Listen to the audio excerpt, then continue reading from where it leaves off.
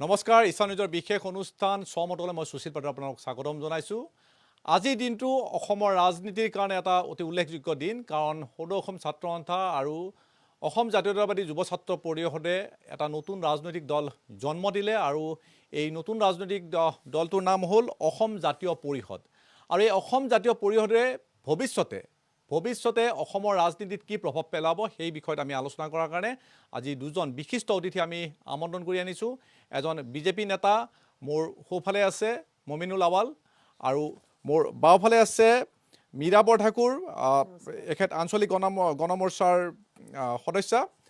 এই দুয়োগৰাকী অতিথিক আজি আমাৰ ষ্টুডিঅ'লৈ মই মাতি আনিছোঁ। মই প্ৰথমতে বিজেপিৰ প্ৰতিক্ৰিয়া মই জানিব বিচাৰিম যে এই নতুন ৰাজনৈতিক দলটোলৈ আপোনালোকৰ প্ৰতিক্ৰিয়া কি? গণতন্ত্ৰত ৰাজনৈতিক দলৰ জন্মটো নিশ্চিতভাৱে গণতন্ত্ৰৰ কাৰণে এটা মই ভাল লক্ষণ বুলিয়ে ভাবিম। আৰু নতুন ৰাজনৈতিক দল গঠন কৰিবৰ কাৰণে আজি যিখন সমিতি গঠন কৰা হৈছে তেখেতসকললৈ শুভেচ্ছা জনাইছোঁ। তেওঁলোকে নিশ্চিতভাৱে ৰাইজৰ সন্মুখত দলৰ লক্ষ্য উদ্দেশ্য সম্পৰ্কত তেওঁলোকৰ মনৰ মতামত ৰাখিব আৰু ৰাইজে সেই লৈ নিশ্চিতভাৱে এটা সিদ্ধান্ত গ্ৰহণ কৰিব। মই মীৰা বৰঠাকুৰ আপোনাৰ ওচৰলৈ আহিছোঁ। আপোনালোকৰ এটা ৰাজনৈতিক দল আছে আৰু এই ৰাজনৈতিক দল আৰু বৰ্তমানৰ যিটো ৰাজনৈতিক দল, এই দুইটা দলৰ ক্ষেত্ৰত এটা ক্ষেত্ৰত সাদৃশ্য আছে যে কা আন্দোলনৰ প্ৰেক্ষাপটত আপোনালোকৰ এই দুইটা ৰাজনৈতিক দলৰ জন্ম হ'ল, আপোনালোকৰটো হ'ল আৰু এইটোও হ'ল। গতিকে আপোনালোকে কিভাৱে গ্ৰহণ কৰিছে এইটো? মই আপোনাক প্ৰথমতে কাৰেকশ্যন কৰি দিছোঁ, আঞ্চলিক গণমৰ্চা কোনো ৰাজনৈতিক দল নহয়। আমি কা আন্দোলনৰ সকলো যিবিলাক সত্তা আছে, KMS, ছাত্ৰ সন্থা, অসম জাতীয়তাবাদী যুৱ ছাত্ৰ পৰিষদ, সংগ্ৰামী মঞ্চ, LDP সকলোকে ঐক্যবদ্ধ কৰাৰ কাৰণে এক এতিয়া আমব্ৰেলা, এটা মৰ্চা, গতিকে মঞ্চ তৈয়াৰ কৰিছে যাতে সকলোৱে বিজেপিক প্ৰতিহত কৰিবলৈ হ'লে সকলো ইউনাইটেড হ'ব লাগিব, যে সকলোৱে যাতে ঐক্যবদ্ধভাৱে যুঁজিব পাৰে, সেইকাৰণে এটা প্ৰয়াস আমাৰ। গতিকে আমাৰ এইটো কোনো ৰাজনৈতিক দল নহয়। গতিকে আজি প্ৰথম যিটো ছাত্ৰ সন্থাই ৰাজনৈতিক দলৰ মঞ্চ তৈয়াৰ কৰিছে, মই তেওঁলোকক আন্তৰিক অভিনন্দন আৰু শুভেচ্ছা জ্ঞাপন কৰিছোঁ। আশা ৰাখিছোঁ অনাগত দিনত, কালিলৈকে তেওঁলোকে যিটো ৰাজনৈতিকভাৱে তেওঁলোকে মতামত পোষণ কৰা নাছিলে, আজিৰ পৰা সকলোকে লৈ তেওঁলোকে ৰাজনৈতিকভাৱে চিন্তা চৰ্চা কৰিব বুলি মই আশা ৰাখিছোঁ। আপোনাৰ যিটো আমব্ৰেলাৰ কথা ক'লে যে আপোনালোকে এখন ক্ষেত্ৰ এখন তৈয়াৰ কৰিব বিচাৰিছে যে সকলো এক হ'ব লাগে আৰু ইয়াৰ উদ্দেশ্য আছিল যে কাখন বাতিল কৰিব লাগে, হয় নহয় জানো? গতিকে আপোনালোকে আশাবাদী নে যে এই ৰাজনৈতিক দল বা আপোনালোকে গোটেইবোৰে মিলি কা বাতিল কৰিব পাৰিব? চাওক, আজিৰ তাৰিখত কা বাতিলৰ কথাটো আজিৰ তাৰিখত চৰ্চাত অহাটো কুৱেশ্যনটো এইকাৰণেই নাহে কাৰণ যে ছাবজুডিচ মেটাৰ, গতিকে মহামান্য আদালতত আছে, বিভিন্ন এপ্লিকেশ্যন পৰিছে। গতিকে আজিৰ তাৰিখত এইটো বিষয়ত আলোচনা কৰা কিবা অৱকাশ আছে বুলি নাভাবোঁ। আমি সকলোকে কাটো সময়ৰ পৰা আজিলৈকে সকলোকে ঐক্যবদ্ধ কৰাৰ প্ৰচেষ্টাটো আমাৰ এইটো। অকল কা বুলিয়েই নহয়, আপুনি ইয়াই 2020 আপুনি দেখিলে ৰাজহুৱা সম্পত্তিবিলাক কেনেকৈ বিজেপিয়ে এফালৰ পৰা ব্যক্তিগতকৰণ কৰিছে, আপোনালোকে দেখিছে। কেৱল কা বুলিয়েই নহয়, গোটেই ভাৰতবৰ্ষকে ব্যক্তিগতকৰণ কৰি পেলালে, ৰাজহুৱা খণ্ডবিলাককে নস্যাৎ কৰি পেলাইছে। গতিকে এই প্ৰত্যেকটো এই বিপৰ্যয়ৰ সময়ত ভাৰতবৰ্ষক লগতে অসমক ৰক্ষা কৰিবৰ কাৰণে বিজেপি বিৰোধী ঐক্যমঞ্চ এটা আহিব লাগিব, যাতে নহ'লে এওঁলোকে গোটেই ভাৰতবৰ্ষখনে প্ৰাইভেট কৰি পেলাব। নিশ্চয় আপুনি এটা কথা ক'লে যে কা বাতিলৰ কথাটো যিহেতু এতিয়া এইটো আদালতৰ মজিয়াত আছে, সুপ্ৰিম কোৰ্টৰ মজিয়াত আছে, গতিকে এইটো আজিৰ তাৰিখত আলোচনাৰ বিষয় নিশ্চয় নহয়। কিন্তু প্ৰশ্ন হৈছে যে অসমৰ ৰাইজৰ যিটো আৱেগ, এই যিটো দল গঠন হ'ল, এই দলক লৈ কিন্তু ৰাইজৰ আৱেগ এটা কথাই যে সাধাৰণ জনতাই এটা কথাই ভাবিছে যে এই ধৰণৰ আঞ্চলিক দল যেতিয়া গঠন হ'ব, কাৰ দৰে এই আইনবোৰ তেওঁলোকে বাতিল কৰিব পাৰিব। এই মুহূৰ্তত মই আপোনালোকে এটা বিশেষ এটা বাইট এটা মই শুনাব বিচাৰিছোঁ। এগৰাকী অধিবক্তাই ইতিমধ্যে এই ক্ষেত্ৰত এটা বিশেষ মন্তব্য প্ৰকাশ কৰিছিলে, জোনমণি খাউণ্ডে তেখেতে এটা মন্তব্য কৰিছিলে আৰু সেইটো লৈ ছ'চিয়েল মিডিয়াত বিশেষভাৱে চৰ্চিত হৈছিলে। মই প্ৰথমতে সেই বিশেষ বাইটটো আপোনালোকক শুনাই ল'ব বিচাৰিছোঁ, তাৰপাছত আমি আলোচনা কৰিম মূল বিষয়টোত। নাগৰিকত্ব সংশোধনী আইনখন কি আইন? এইখন হৈছে এখন কেন্দ্ৰীয় আইন, চেণ্ট্ৰেল এক্ট। আমাৰ 3খন সূচী আছে, ৰাজ্যিক সূচী, উভয় ষ্টেট আৰু কেন্দ্ৰীয় মিলা এখন সূচী, আৰু কেন্দ্ৰীয় সূচী, ষ্টেট লিষ্ট, কনকাৰেণ্ট লিষ্ট আৰু চেণ্ট্ৰেল লিষ্ট। চিটিজেনশ্বিপ বিষয়টো চেণ্ট্ৰেল লিষ্টত আছে, কেন্দ্ৰীয় সূচীত থকা এটা বিষয়। আৰু চিটিজেনশ্বিপ সম্পৰ্কীয় সকলো আইন গ্ৰহণ কৰিব পাৰিব, বাতিল কৰিব পাৰিব, সংশোধন কৰিব পাৰিব কেৱল কেন্দ্ৰীয় চৰকাৰে। গতিকে অসমৰ বিধানসভা নিৰ্বাচনত প্ৰতিদ্বন্দ্বিতা কৰি এই নিৰ্বাচনত বিজয়ী হৈ মই এটা কথা স্পষ্টকৈ জানিব বিচাৰোঁ, কোন ৰাজনৈতিক দলে এই কেন্দ্ৰীয় সূচীত থকা এই কেন্দ্ৰীয় আইনখন বাতিল কৰিব পাৰিব, আৰু যদি পাৰে তেওঁলোকে কেনেকৈ বাতিল কৰিব পাৰিব সেইবোৰ আমাৰ মগজুত অহা বিষয় নহয়, আমি বুজি পোৱা নাই। গতিকে মই এগৰাকী আইনজীৱী হিচাপেই যদি বুজি পোৱা নাই, তেতিয়াহ'লে অসমৰ সাধাৰণ ৰাইজে কেনেকৈ বুজি পাব?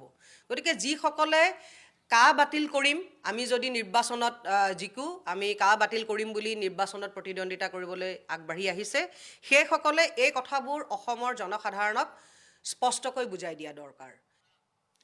এই মন্তব্যটোৰ পিছত আপুনি কি ক'ব? চাওক, প্ৰথমতে কথাটো হৈছে কোনোবাই কৈছে নেকি যে আমি বিধায়ক হৈ আহি পেলাই, মইতো বিধায়ক হোৱাৰ কথাটো কোৱাই নাই, যে বিধায়ক হৈ আহি কা বাতিল কৰিম বুলি কোনোবাই প্ৰচাৰ চলাইছে নেকি, ৰাইট? এইটো প্ৰথম কথা। ছেকেণ্ড কথাটো, তেখেতে এইটো ভবা উচিত নহয় যে কা বিৰোধ কৰা প্ৰত্যেকজনে আইন নাজানে বা চেণ্ট্ৰেল মেটাৰ বুলি নাজানে, এনেকুৱা কথাটো ভবাটো উচিত নহ'ব। মই এটা কথা আপোনাক কৈছোঁ, যদি কিবা কাৰণত যদি বিজেপি বাদ দি পেলাই বেলেগ চৰকাৰ আহে, চেণ্ট্ৰেল মেটাৰ এটা হ'লেও ষ্টেট পাৰ্টীয়ে এফিডেভিট দি পেলাই ষ্টেট গভৰ্ণমেণ্ট পাৰ্টি হ'ব পাৰে। গতিকে মই তেখেতক জনাই দিলোঁ। তেওঁ ক'লে যে যিটো বিভ্ৰান্তি হৈছে মই আইনৰ মানুহ হৈ পেলাই জানা নাই, যেনেকৈ মই আপোনাক কৈছোঁ NRCত যিটো 40 লাখৰ সন্দেহযুক্ত মানুহৰ নাম ভৰালে বুলি ক'লে, চবতছে ডাঙৰ মানে দুৰ্বলতাটো সৰ্বানন্দ সোণোৱালে কৰিলে যে তেওঁ ষ্টেট গভৰ্ণমেণ্টে ষ্টেট পাৰ্টি হিচাপে তেওঁলোকে এফিডেভিট এটা ছাবমিট নকৰিলে। যদি ষ্টেট গভৰ্ণমেণ্টখন হয়, মই ক্লেৰিফিকেশ্যনৰ কাৰণেহে কৈছোঁ, মই গভৰ্ণমেণ্ট কাৰ হ'ব কোৱা নাই, কিন্তু তেখেতে আইনৰ লগত জড়িত, মই আইনৰ লগত জড়িত নহ'লেও মানে এটা কথা মই কৈছোঁ যে তেখেতে এইটো ভালকৈ হয়তো জানে যে ষ্টেট গভৰ্ণমেণ্ট এখন যদি হয়, তেতিয়া কাখন বাতিল কৰিবৰ কাৰণে সেইখন চৰকাৰৰ যদি ইচ্ছা সঁচা অৰ্থত থাকে, তেতিয়া ষ্টেট গভৰ্ণমেণ্ট তেখেতে পাৰ্টি হিচাপে এফিডেভিট কৰি চেণ্টাৰত এইটো ইণ্ট্ৰডিউচ কৰিব পাৰে। আৰু চেণ্টাৰে কেতিয়াও এখন ষ্টেটৰ গোটেই মানে যদি এফিডেভিট এটা দিয়ে, কোৰ্টে সেইটোক নাল এণ্ড ভইড কৰিব নোৱাৰে। সেইটো মই তেখেতক জনাই দিছোঁ। আৰু দ্বিতীয়তে, কা আন্দোলন কৰা কোনো মানুহেই যে জিকি আহি পেলাই কা বাতিল কৰিম বুলি কিন্তু এতিয়ালৈকে কোনেও প্ৰচাৰ কৰা আজিলৈকে, কাৰণ মই ছ'চিয়েল মিডিয়াত বহুত এক্টিভ থাকোঁ, মই চাই থাকোঁ, মই কিন্তু আজিলৈকে কোনেও ছাত্ৰ সন্থাই হওক KMSSই হওক যে আমি বিধায়ক হৈ জিকি আহি কা বাতিল কৰিম বুলি কোৱা মই শুনা নাই। কিন্তু যিটো প্ৰেক্ষাপট, সেই প্ৰেক্ষাপটত আৰু যিটো প্ৰেক্ষাপটত এই দলটো গঠন হ'ল, সেইলৈ অসমৰ ৰাইজে, সাধাৰণ জনতা এই কথাই ভাবিব যে কা বাতিল কৰাৰ কাৰণে এই দলটো গঠন হৈছে, তেনেধৰণৰ এটা ভাৱ আহিব। আৰু আপুনি যিটো এটা কথা ক'লে, মই আপোনাৰ ওচৰলৈকে যাম, আপুনি এটা কথা ক'লে যে যিহেতু এইটো আদালতৰ মজিয়াত থকা এটা বিষয়, গতিকে এই বিষয়ত আলোচনা কৰাটো ঠিক নহয় বা এতিয়া যুক্তিযুক্ততা নাই। কিন্তু এই ক্ষেত্ৰত মই আপোনাক আৰু এটা প্ৰশ্ন কৰিব বিচাৰোঁ যে কা আন্দোলনত আপোনালোকে বিভিন্ন আন্দোলন কৰিলে, কিন্তু এতিয়াও আন্দোলন চলি আছে। আপোনালোকেও জানে যে বিষয়টো আদালতৰ মজিয়াত আছে, আন্দোলন কৰি সেই বিষয়টোৰ যি নীতি হ'ব, আদালতে যি ৰায়দান দিব, সেই ৰায়দান নিশ্চয়কৈ সলনি কৰিব নোৱাৰি। তাৰ পাছতো আপোনালোকে আন্দোলন কৰি আছে বা বিভিন্ন, এতিয়াতো কা আন্দোলন বুলি তেনেকৈ আন্দোলন ক'তো হোৱা নাই। যেতিয়াকৈ ধৰক বিভিন্ন ঠাইত হৈছে, মোক কথাটো ক'ব দিয়ক, কাটো লৈ আমাৰ যিটো প্ৰতিবাদ আছে, ষ্টেণ্ড একেটাই আছে, কিন্তু সেই ষ্টেণ্ডটোত আপুনি কাখন বাতিল কৰিবলৈ হ'লে আপুনিতো সেই প্ৰচিডিঅ'ৰটোতে আপুনি যাব লাগিব, ষ্টেট পাৰ্টি হিচাপে এফিডেভিট এটা দিব পৰা লেভেললৈকে যাব লাগিব। সেইটো যাবলগীয়া হ'লে আপুনি বিজেপি ষ্টেটত থকা গভৰ্ণমেণ্টখন আঁতৰাই লৈ পেলাই সেই জেগাটোত আপোনাৰ মানুহ আহিব লাগিব, তেতিয়াহে ষ্টেট পাৰ্টি হ'ব পাৰিব চেণ্টাৰত। গতিকে সেই প্ৰচেছটো চলিব। কিন্তু মই কোনটো কথা কৈছোঁ, যেতিয়া সেই প্ৰচেছটো অব্যাহত থাকিব, কিন্তু আজিৰ তাৰিখত টক শ্ব'ত মই পলিটিক্সৰ লগত জড়িত থকা মহিলা এগৰাকী বিষয় হিচাপে কাটো যেতিয়া ছাবজুডিচ মেটাৰ এটা, তাক লৈ পেলাই মই ইয়াত বিভ্ৰান্তি সৃষ্টি কৰাৰ অৱকাশ নাই। আপুনি কি ক'ব? কা আন্দোলন যেতিয়া হৈছিল, তেতিয়া ময়ো দুটামান কথা কৈছিলোঁ। প্ৰথম কথা যে সেই সময়ত এনেকুৱা এটা আন্দোলনকাৰী পক্ষৰ পৰা এনেকুৱা কিছুমান কথা কোৱা হৈছিল যে কা যিদিনাই গৃহীত হ'ব, সেইদিনাই 2 কোটি বাংলাদেশী অসমলৈ আহিব। এটা সংবাদ মাধ্যমে বাংলাদেশত গৈ এজন ব্যক্তিৰ পৰা ইণ্টাৰভিউ লৈ আহিলে, তেওঁ কৈ দিলে 1 কোটি কিমান লাখ মানুহ আহিব। আৰু আমাৰ উজনিৰ ফালে গাঁওবিলাকত এনেকুৱা প্ৰচাৰ চলালে যাৰ 7 বিঘাৰ অধিক মাটি আছে, সেই মাটিবিলাক চৰকাৰে অধিগ্ৰহণ কৰি বাংলাদেশৰ পৰা অহা হিন্দু বাংলাদেশীক দি দিব। তাৰপিছত আকৌ ক'লে যে চাহ বাগানৰ যিবিলাক চিলিং মাটি আছে, চিলিং মাটিবিলাকতো সেই মানুহবিলাক আনি বহুৱাবহি। আৰু ইমান পৰ্যন্ত ক'লে যে বাংলাদেশৰ পৰা অহা মানুহবিলাকৰ হাজিৰা কম, গতিকে তহঁতক উলিয়াই দিব, উলিয়াই দি ইয়াতে মানুহ বহাব, এনেকুৱা ধৰণৰ কথা প্ৰচাৰ হ'ল। সেইবিলাক ছ'চিয়েল মিডিয়াতো প্ৰচাৰ হ'ল, সংবাদ মাধ্যমতো প্ৰচাৰ হ'ল। তেতিয়া আমি কৈছিলোঁ যে কাটো এটা কাল্পনিক শংকা, এই কাটো এটা কাল্পনিক শংকা আৰু কা আন্দোলনত জড়িত হোৱাসকল, মই ডাইৰেক্টলি সদৌ অসম ছাত্ৰ সন্থাৰ লুৰিণজ্যোতি গগৈ আৰু দীপাংকৰ নাথৰ কথা কৈছিলোঁ যে তেওঁলোকে এটা ৰাজনৈতিক পটভূমি তৈয়াৰ কৰিবৰ কাৰণেহে এই আন্দোলনটো কৰিছে। বাইদেউ মই আপুনি কওঁতে মনা নাই, একো মতা নাই, গতিকে এই কথাটো কৈছে। দ্বিতীয় কথা হ'ল যে আমি আজিৰ দিনত কি কথা দেখিছোঁ যে সেইবিলাকেই সঁচা হৈছে। কা গৃহীত হোৱা আজি এবছৰ হ'বৰ হ'ল, এজনো বাংলাদেশী অহা নাই। তেওঁলোকে কোৱা 2 কোটি বাংলাদেশীটো বাদ দিলোঁ, 2জনো অহা নাই। আৰু সেই সময়ত আমি যিটো ৰাজনৈতিক পৃষ্ঠভূমিৰ কথা কৈছিলোঁ, আজি দেখিলোঁ যে তেনেকুৱা এটা ৰাজনৈতিক পৃষ্ঠভূমিৰ যোগেদি আমাৰ সকলোৰে চিনাকি অজিত ভূঞা ডাঙৰীয়া আজি ৰাজ্যসভালৈ তেওঁ মনোনীত হৈ গৈছে, আজি শপত গ্ৰহণ কৰিছে।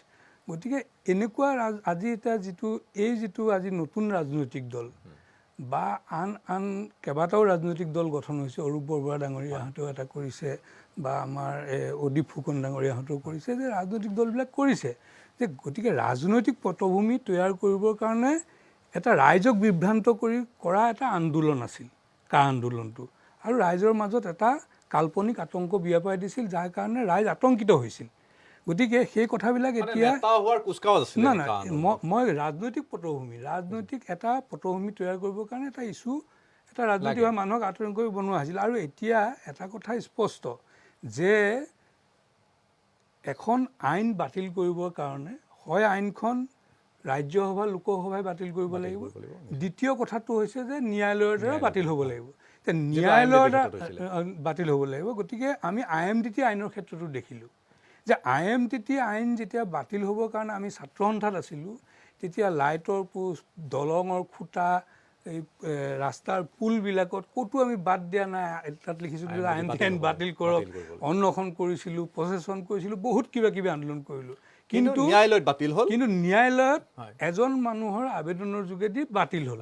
যে তাতে মুখ্যমন্ত্ৰী গভৰ্ণমেণ্টৰ ফালৰ পৰা যে কিবা এখন দিলেহে বাতিল হ'ব তেনেকুৱা কথা নাই, মই ভাবোঁ দেই। কাৰণ আমি এইটো উদাহৰণ দেখিছোঁ যে IMDT বাতিলৰ ক্ষেত্ৰত সৰ্বানন্দ সোণোৱাল ডাঙৰীয়াই যিখন ন্যায়ালয়ত আবেদন দিছিল, সেই আবেদনৰ ভিত্তিত IMDT আইনখন বাতিল হৈছে। এতিয়াওতো আবেদন কৰা দিয়া হৈছে, এতিয়াও আবেদন নিশ্চিতভাৱে। সেইকাৰণে আমি কৈছোঁ যে যিহেতু বিষয়টো ন্যায়ালয়ত এতিয়া আবেদন কৰিছে, গতিকে এই আবেদনৰ শুনানি নিশ্চয় হ'ব, আৰু তাৰ পৰা এটা যুক্তিযুক্ততা থাকিলে নিশ্চয়।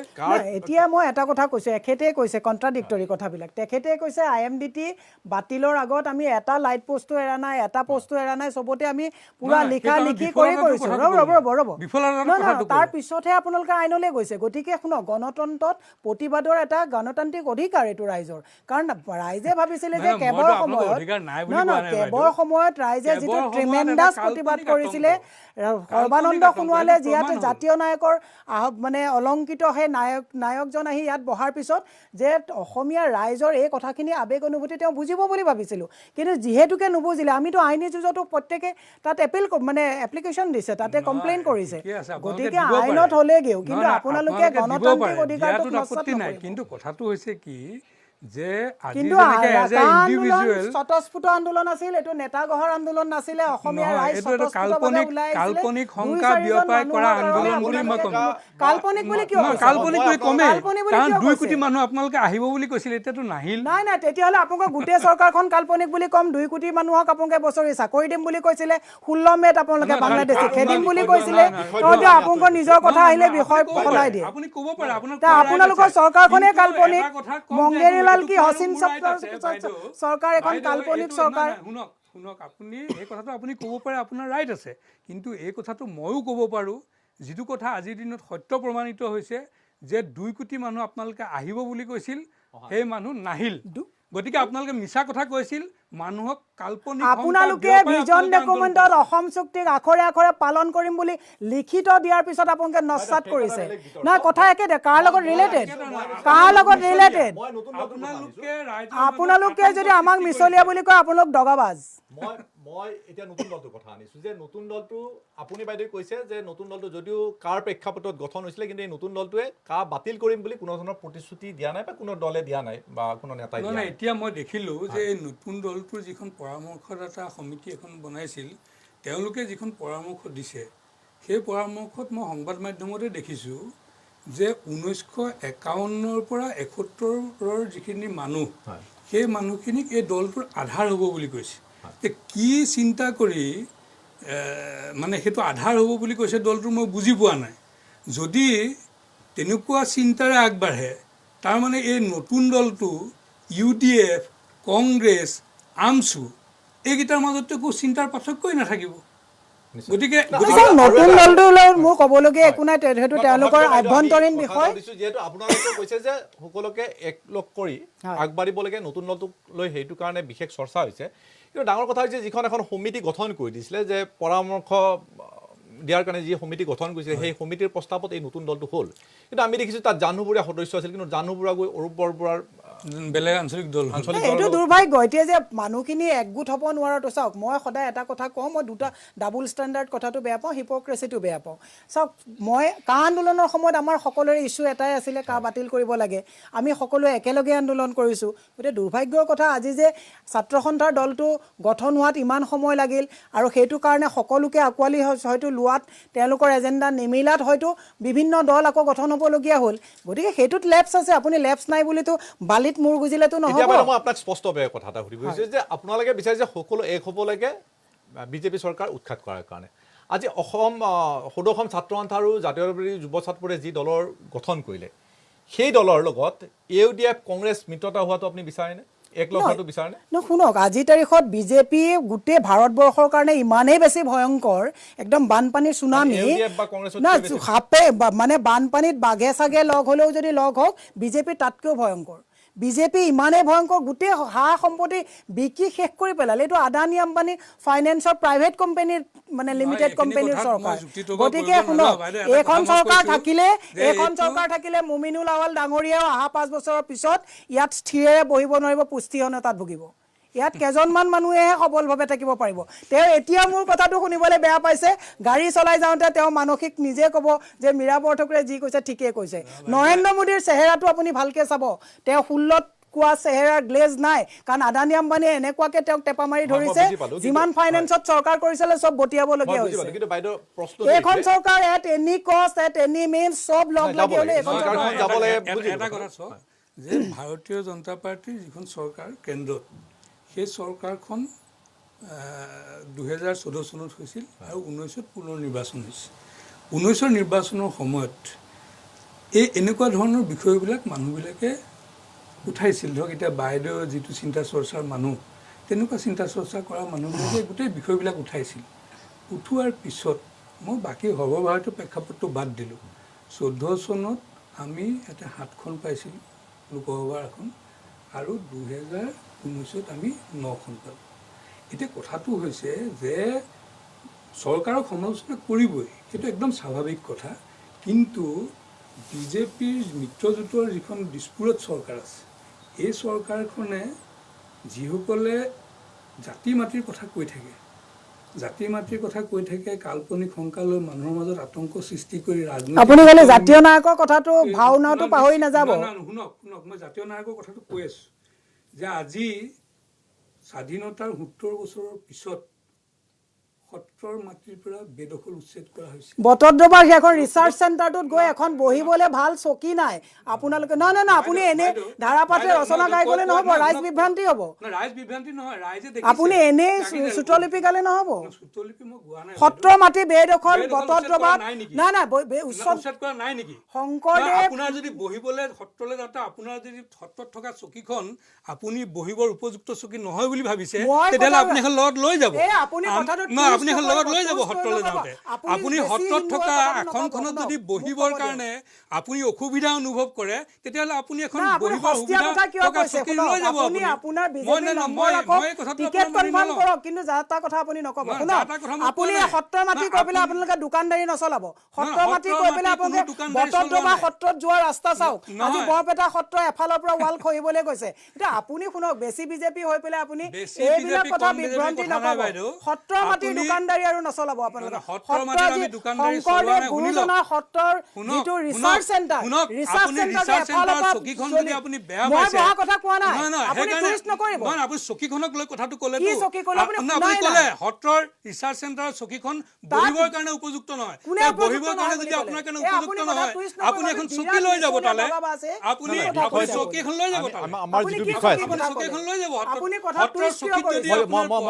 মই দুইজনকে ৰখাইছো বাইদেউ মই মূল কথা লৈ আহিছো আজি সত্ৰৰ পৰা ৰিচাৰ্চ চেণ্টাৰটো আজি ইণ্টাৰনেশ্যনেল লেভেলৰ ষ্টেণ্ডাৰ্ড হ'ব লাগিছিলে আপুনি সত্ৰৰ মাটি বেদখলৰ মই বাইদেউ মূল বিষয় লৈছো আজি গুৰুজনাৰ সত্ৰৰ ৰিচাৰ্চ চেণ্টাৰটো আপোনালোকে এটা আসাম টাইপৰ ৰুমত কৰি ৰাখিছে সত্ৰৰ মাটি বেদখল উচ্ছেদ কৰিব নালাগে নেকি কিমানজন বেদখল কৰিলে হিচাপ দিয়ক কিমানজন বেদখল কৰিলে হিচাপ কৰক আপুনি কওক বেদখল কিমানজন কৰিলে হিচাপ দিয়ক হিচাপ লৈ ল'ব কাৰ পৰা আপুনি ইমান ৰাজহ বিভাগৰ পৰা হিচাপ লৈ ল'ব কাক বেদখল উচ্ছেদ কৰা হৈছে ঠিক আছে চৰকাৰে কাম কৰিছে কৰা নাই মই দুইজনকে কৈছো প্ৰেচিডেন্টৰ হাতত নাই বুলি মই দুইগৰাকী অতিথিকে মই আপোনাৰ প্ৰেচিডেন্টে কৈছে আপুনি মই আৱাল ডাঙৰীয়া মহিলা ইমান সক্ৰিয় মহিলা আপোনাতকে ডাটা মোৰ হাতত বেছি আছে আছে গতিকে আপোনাৰ গুৰিত যদি নাই আপুনি ৰাজহ বিভাগৰ পৰা লৈ ল'ব লৈ লোৱা কাৰণে ক'লো যে আপোনালোকে সত্ৰ মাটি দোকানদাৰী চলাই আছে বিষয়টোৰ পৰা আমি বাৰম্বাৰ ফালৰি কাটিছো বিষয়টোৰ পৰা আমি বাৰম্বাৰ ফালৰি কাটিছো মই ক'ব গৈছো মই এখেতে কৈছে জাতীয় নায়কৰ কথা জাতীয় নায়ক আহিব জাতীয় নায়কৰ কথা আহিব গোটেই আহিব মই কৈ আছো সত্ৰ মাটি বেদখল উচ্ছেদ কৰা হৈছে সত্ৰক আজি হিচাপটো হোৱাইট পেপাৰ ইছ্যু কৰক কিমান কৰিছে নিশ্চয় কৰা হ'ব বাইদেউ আপুনি অকণমান ধৈৰ্য ধৰি শুনক আপোনাৰ মই কথা ক'লে আপোনাৰ বিচাই টকা আহি নালাগে কাৰণ আপোনালোকে কাল্পনিক শংকা লৈ আন্দোলন কৰা মানুহটো আপোনাৰ কথা গাৰ বিচাই টকা দি থাকে নিশ্চিতভাৱে কাজিৰঙাৰ পৰা বেদখল উচ্ছেদ কৰা হৈছে আজি স্কুলৰ যিখন মাতৃভাষাত শিক্ষা গ্ৰহণ কৰিব বাধ্যতামূলক কৰা হৈছে আজি ৭০ বছৰৰ পিছত খিলঞ্জীয়া মানুহক মাটিৰ পট্টা দিয়া হৈছে আজি ক্ষুদ্ৰ চাহ খেতিয়কক মাটিৰ পট্টা দিয়া হৈছে অসম সাহিত্য সভাকে ধৰি অসমৰ জনগোষ্ঠীয় সাহিত্য সভাসমূহলৈ অনুদান দিয়া হৈছে যাতে কৃষ্টি সংস্কৃতি ভাষা কৃষ্টি আমাৰ ৰক্ষা হয় এইবিলাক দুইজনকে মই এটা কথা শুনো যে আমাৰ বিষয় হ'ল আজি যিটো ৰাজনৈতিক দল গঠন হৈছে অসমৰ প্ৰেক্ষাপটত এই ৰাজনৈতিক দলটো যিটো অসমৰ ৰাইজে আশা কৰিছে যে এই ৰাজনৈতিক দলটোক আমি অমুক আশা কৰি আমি গঠন কৰিব গৈছোঁ সেই কথাবোৰ ফলপ্ৰসূ হ'বনে নাই অনাগত ভৱিষ্যত আমি সেই বিষয়ে আলোচনা চৰকাৰে কাম কৰিছে কৰা নাই সেইবোৰ আমি পিছত আলোচনা কৰিম হয় মই বাইদেউৰ কথা এটাৰ প্ৰসংগতে মই কৈছোঁ যে এখেতে কৈছে যে নতুন ৰাজনৈতিক দলটোৱে প্ৰতিটো দল সংগঠনক লগত ল'ব লাগে আগবাঢ়ি যাবলৈ এখেতৰ মতে যে কংগ্ৰেছ ইউডিএফ যিয়েই নহওক কিয় সকলোকে লগ হৈ উৎখাত কৰিব লাগে মোৰ প্ৰশ্ন বাইদেউ আপোনাক এইটোৱে যে সদৌ অসম ছাত্ৰ সন্থাই এটা সময়ত অসম গণ পৰিষদৰ জন্ম দিছিল কাৰণটো আছিলে কিন্তু কংগ্ৰেছৰ কাৰণে অগপ জন্ম দিছিলে আৰু যাৰ কাৰণে আজিও সদৌ অসম ছাত্ৰ সন্থাই কংগ্ৰেছক ভালভাৱে নলয় একেদৰে ইউডিএফ IMDTৰ কাৰণে হৈছিলে আৰু সেইটোৰ কাৰণেও সদৌ অসম ছাত্ৰ সন্থাই ইউডিএফক ভালভাৱে ল'ব নোৱাৰে আৰু তেনে পৰিস্থিতিত আজি সদৌ অসম ছাত্ৰ সন্থা আৰু জাতীয়তাবাদী যুৱ ছাত্ৰ পৰিষদে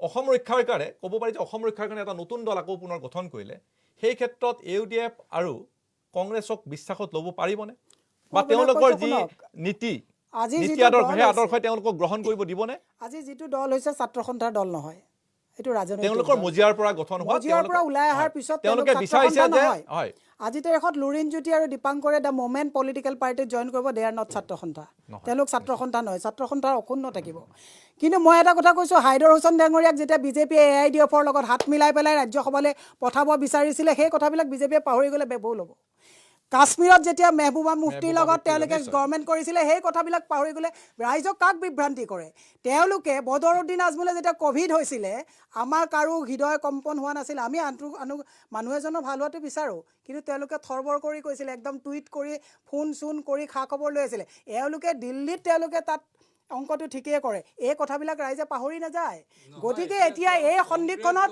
দেশ বিকি খোৱা এজন মানুহৰ হাতত দেশখন এৰি দিব নে দেশখন প্ৰথম আপুনি বচাই ল'ব আপোনাৰ বানপানীয়ে মাথাউৰি ভাঙিব বিচাৰিছে প্ৰথম আপুনি বালি ইটা শিল যি পায় তাক দি মাথাউৰি ৰুধিব নে আপুনি চাব যে এতিয়া মই কংক্ৰিট কিবা আনিম আপুনি এই কথাবিলাক কৰিব প্ৰথম আপোনাৰ কথাটো হৈছে যে আপুনি বানপানী মাথাউৰি ভাঙি উটুৱাই লৈ যাব বিচাৰিছে আজি মই মাজতে আপোনাৰ দুইজনকে মই ৰখাইছোঁ আমি আহিম এই মুহূৰ্তত আমি যি প্ৰসংগত মই নিশ্চয় আপোনাৰ গণমৰ্চাৰ অংশ নহয় জানো অজিত ভূঞা মই সেই প্ৰসংগত আহিম অজিত ভূঞা জাতীয়তাবাদী এই মুহূৰ্তত অন্য এগৰাকী অতিথি আমাৰ সৈতে সংযুক্ত হৈছে কিছু সময় পূৰ্বে আমি জন্মনি খাউণ্ডৰ আমি বাইট এটা শুনাইছিলোঁ এই মুহূৰ্তত লাইনত আমাৰ আছে তেখেত আমি তেখেতৰ ওচৰলৈ যাব বিচাৰিছোঁ বাইদেউ মোৰ কথা শুনিছে আপুনি জন্মনি খাউণ্ড মোৰ মাত শুনিছে আপুনি বাইদেউ শুনিছে মোৰ মাত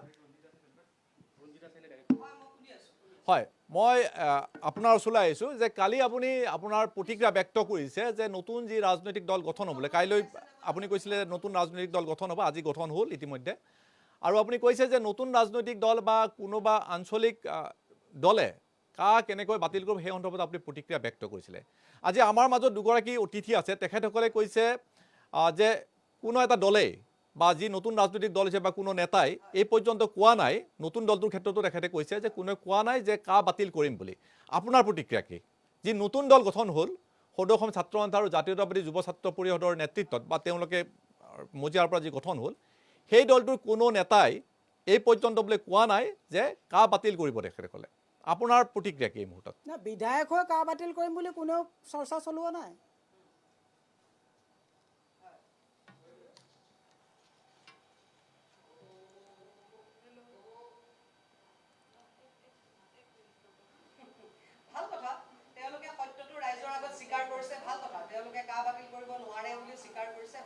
আজি তাৰিখত আমি কেনেকৈ বাতিল কৰিম সত্য কথাটো এতিয়া জানিব পাৰিছে ভাল কথা আজি কেইদিনমানৰ আগলৈকে যিহেতু কৈ থকা হৈছিল যে বিৰোধী শক্তি এটা ৰাজনৈতিক দল গঠন কৰিব লাগে আৰু বাতিলৰ দাবীত ৰাজনৈতিক দল হ'ব লাগে তো এতিয়া বাতিলৰ দাবীত ৰাজনৈতিক দলটো যে নাই হোৱা তেখেতে কৈছে যে বিধায়কৰ প্ৰপগেণ্ডা কৰিছে যে বিধায়কৰ মন্ত্ৰী হৈ স্বীকাৰ কৰিছে এতিয়া সত্যটো তাৰ বাবে মই তেওঁলোকক ধন্যবাদ জনাইছোঁ সত্যটো স্বীকাৰ কৰাৰ না মই এইটো কথা বাতিল কৰিব নোৱাৰে এই কথাটো তেওঁলোকে ৰাইজৰ সন্মুখত তেখেতে কৈছে যিসকলে বিধায়ক হৈ আহিম বুলি কৈছে তেওঁলোকে বাতিল কৰিম বুলি কৈছে আমি কৈছো প্ৰথম তেখেতৰ কথাখিনি আমি বাতিল কৰিবলৈ হ'লে কেন্দ্ৰীয় চৰকাৰ বিজেপি চৰকাৰ কেন্দ্ৰত উৎখাত হ'ব লাগিব আৰু বাতিল কৰিবলৈ হ'লে বিজেপি চৰকাৰ কেন্দ্ৰত উৎখাত হ'ব লাগিব আৰু কেন্দ্ৰত বেলেগ দলৰ চৰকাৰ হ'ব লাগিব বিৰোধী শক্তিৰ চৰকাৰ কেন্দ্ৰত হ'ব লাগিব তেতিয়াহে তাত কেন্দ্ৰীয়ভাৱে এই খন বাতিল কৰিব পৰা যাব নহ'লে উচ্চতম ন্যায়ালয়ে অসাংবিধানিক বুলি খনক ঘোষণা কৰিলে খন বাতিল হ'ব গতিকে কোনো বিধানসভাত কোনো আঞ্চলিক ৰাজনৈতিক দলে বাতিল কৰিব নোৱাৰে এই কথাটো মই কৈছিলোঁ এতিয়া মই ভাল পাইছোঁ যে যিসকলে এইটো দাবী লৈ দল গঠন কৰা বুলি প্ৰচাৰ চলিছিল সেইসকলে দলৰ নেতাসকলে নিজে স্বীকাৰ কৰিছে যে তেওঁলোকে বিধানসভাত বাতিল কৰিব নোৱাৰে স্বীকাৰ কৰাৰ বাবে মই ভাল পাইছোঁ মই এতিয়া কণ্ট্ৰাডিকশ্যনটো দিব লাগিব তেখেতে কৈছে যিসকলে মন্ত্ৰী বিধায়ক হৈ বাতিল কৰিম বুলি কৈছে কোনেও মন্ত্ৰী বিধায়ক হৈ বাতিল কৰিম বুলি কোৱা নাই বাতিল কৰিবলৈ হ'লে এণ্টি বিজেপি গোটেই ফ'ৰ্চ ইউনাইটেড হৈ বিজেপি চৰকাৰখন উৎখাত কৰিব পাৰিব লাগিব তেতিয়া বাতিল হ'ব তেওঁ মানে ভুল বাৰ্তা এটা দিছে মন্ত্ৰী বিধায়ক শব্দটো মই কোৱা নাই অলপ ভালকে শুনি লওক কি কৈছো ভালকে শুনি লওক কোনো মন্ত্ৰী বিধায়কৰ কথা ধমকি দিম বুলি আহিছে নে কথা পাতিম বুলি আপোনালোক মন্ত্ৰী বিধায়ক হোৱাই নাই ক'ত মন্ত্ৰী বিধায়ক না আপুনি ইয়াতে মন্ত্ৰী বিধায়ক আপোনালোক হোৱাই নাই আপোনালোক মন্ত্ৰী বিধায়ক হোৱাই নাই আপোনালোক ক'ত মন্ত্ৰী বিধায়ক হ'ল আৰু মোৰ বক্তব্যত মই কেতিয়া ক'লো যে মন্ত্ৰী বিধায়কে বাতিলৰ কথা কৈছে আপোনালোকে নিৰ্বাচনে খেলা নাই মন্ত্ৰী বিধায়ক হ'ল কেতিয়া না আপুনি কথাটোত কৈছে যে যিসকলে মন্ত্ৰী বিধায়ক হ'ম বুলি চৰ্চা চলাইছে মন্ত্ৰী বিধায়ক হ'ম বুলি চৰ্চা চলাইছে শুনক মই আপোনাৰ লগত কালিলৈকে একেলগে আমি বাতিলত কৰিছোঁ মই আপোনাৰ লগত মোৰ মানে এটা এথিক্সত মই থাকোঁ মই মমিনুল আউল ডাঙৰীয়াৰ লগত কাজিয়া লাগিলেও মই মানে